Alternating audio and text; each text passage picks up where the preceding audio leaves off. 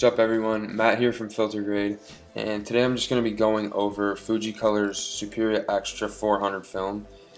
Specifically I use this for street photography, but I also use it in my day-to-day for everything else too, just because it's a daylight film so you can use it really in any setting. I really like using this with flash too because you get a nice grungy feel. So we're going to be going ahead just to look at some of my photos to see some of the benefits, some of the cons, and then also just looking at what the differences are when you're shooting landscapes versus portraits versus, in the street and just kind of natural photos. So let's go ahead and take a look. Alright, so we're going to start with a portrait. This is a portrait of my friend named Arham. I think this is a great representation of the Fujicolor Superia X-TRA 400 film because I really like the contrast in it. You can really see his skin tones popping against the red background. The brick really makes him just almost look 3D against it, especially with the drop shadow around his back left shoulder. I also really enjoy just the red and the bright vivid colors in this photo. You can see it in the same context in the second photo. And I just really enjoy it because most people don't associate this film as being a bright, vibrant, colorful film stock like X-TRA or like Portra 400, but when you use it in the right settings and under certain circumstances, it'll just work right for you. So I think this really worked out well. So let's go ahead and take a look at the next photo. So switching to landscape, you can already see a bit of a different kind of film tone.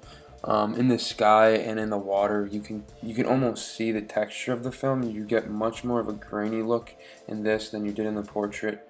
However, you still get that bright color, and you also get that contrast. You can see the dark shadows on the right side, but then you get that sunburst right in the middle. So I really like the latitude of this film, and when you shoot landscapes, you'll see it in the next photo as well. You can see just a lot more grain and a lot more texture as opposed to when you're shooting the portraits. You get a much different feel, so make sure you notice that and always use that as a strategy and use it with intelligence when you're shooting your portraits.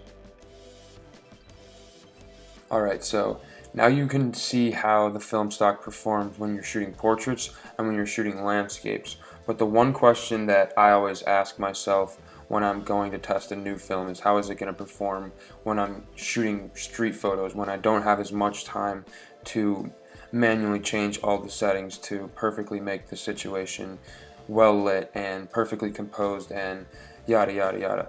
So that's one of the main questions that I look at when I'm trying a new film stock, and because this is a daylight film and because it's 400 ISO, you have a lot of range and a lot of kind of breathing room. You can make a little bit of mistakes with your exposure, and when you're a little bit off focus, the grain that is in the film will almost provide more of a texture, and if it's done right, you can use it to make it look more mysterious or more emotional depending on how you're shooting. So when you look at this first photo, you can see it's a little bit out of focus, but the grain actually adds to it. I think it makes it look more intense. It makes it look more dramatic. So looking at this third photo, you can see actually that the film stock, whether you're shooting with bright sunlight or whether you're shooting in the clouds like this was shot at, you'll still get a nice, well-lit, well-exposed photo, and because of the relatively high ISO, you don't get something that's completely out of focus, even when you're shooting from the hip, such as this shot right here. So with that being said, these are all reasons why I really enjoy the film. The only downsides that I do find to the film sometimes is that you'll get almost too much grain, which you can see in this next photo here. This is also due to a bit of a misexposure, so I was a little bit underexposed, which is why it looks a bit more grainy, a bit more almost dusty, and the colors are off. But I think that this is the only downside to the film. Really, other than that, I don't think there's any really negatives. I think if you're not into shooting with kind of a heavy grain, then you might want to choose portrait instead. But if this is something you're into testing or want to just learn to see how you could use it, then I think it's definitely worth a shot. Alright, thanks so much for watching. We hope you enjoyed the video. Let us know in the comments below if you've tested out the film stock. If you have, let us know if you agree with me or if you disagree.